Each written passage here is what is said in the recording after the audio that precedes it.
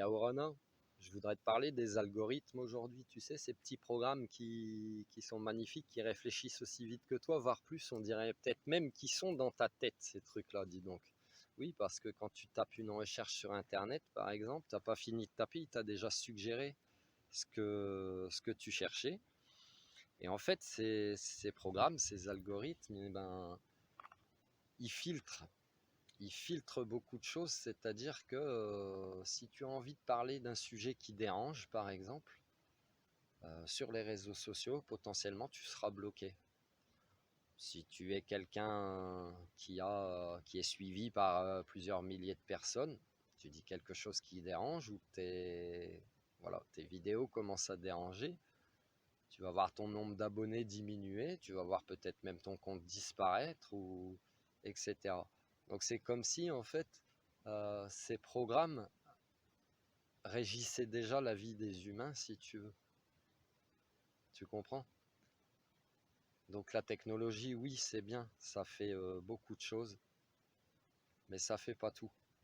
Et il faut surtout pas qu'elles prennent la place de l'humain, parce que le jour où ces algorithmes-là vont réfléchir, ils réfléchissent déjà plus vite que nous, puisque tu as déjà, je vais prendre l'expérience des militaires, qui sur des simulateurs de combat, des simulateurs de vol pour les pilotes d'essai, eh ben, ils n'arrivent jamais à battre la machine, un petit peu comme toi quand tu étais gamin sur la console, où tu n'arrivais jamais à battre le dernier monstre de ton jeu favori.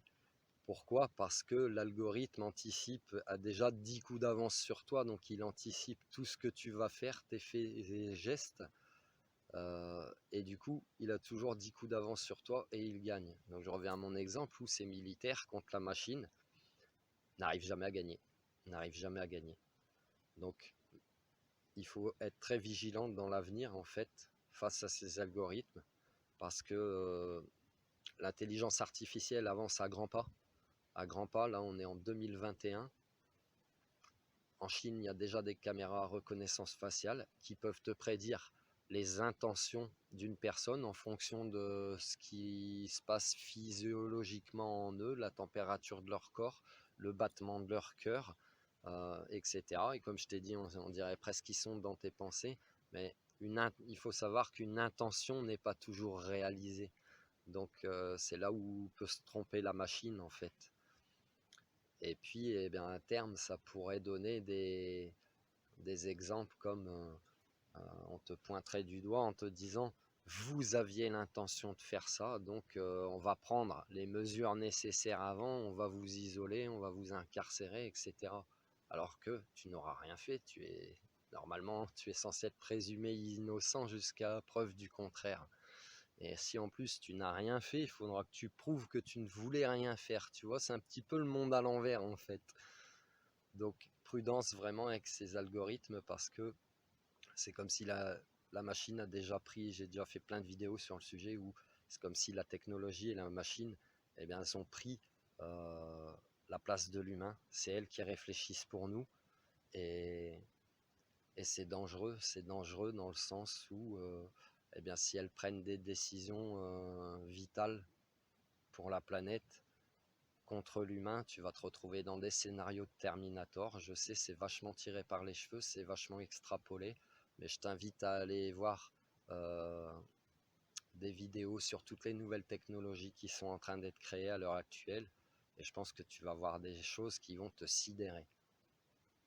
Et ce que tu pourras trouver, dis-toi bien que ce n'est que la partie émergée de l'iceberg, parce que nous, le grand public, on nous donne les miettes de technologie. Il faut savoir que la technologie pour les polices, les militaires, etc., elles sont beaucoup, beaucoup, beaucoup plus développées, ou la NASA, tout ce qui touche à l'espace, etc., tout est beaucoup plus développé que ce que nous, on peut avoir dans le grand public. Nous, on nous donne les jouets, si tu veux, pour nous distraire. Voilà. Donc, il faut vraiment être vigilant. Il devrait même y avoir des comités d'éthique qui devraient être créés pour ça, pour protéger l'espèce humaine, parce que à terme, on ne sait pas où ça va nous mener, quoi. On ne sait pas où ça va nous mener. Voilà.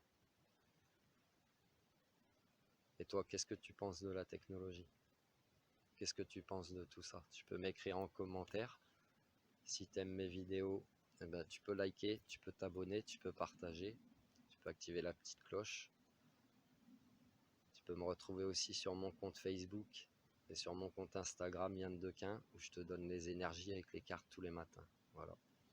J'espère que tout ça, ça t'aide dans ton développement personnel et spirituel. Sur ce, prends soin de toi, passe une belle journée.